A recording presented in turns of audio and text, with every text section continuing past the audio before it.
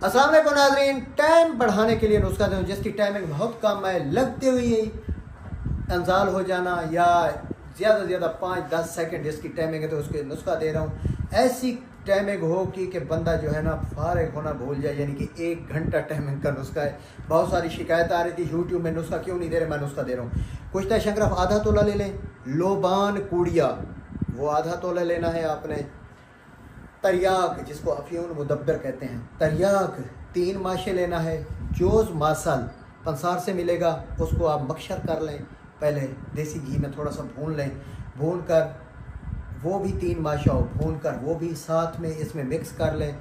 Occur कहा 1 तोला, काफूर आधा तोला, ज़ाफ़रान 6 माशा। ये आपने सब चीज़ें बनाकर मिक्स कर लें। 250 मिलीग्राम का कैप्सूल भर लें। ये शहद की मदद से मटर दाने बराबर गोली बना लें, ठीक है। 1 कैप्सूल या 1 गोली, जिस तरह आप तरीका आपको अच्छा लगे।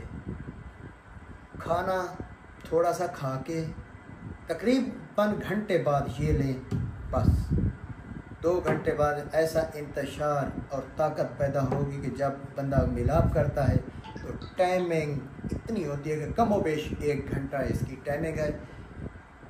इससे खुराक अच्छी होनी चाहिए, अच्छी खुराक लेनी चाहिए।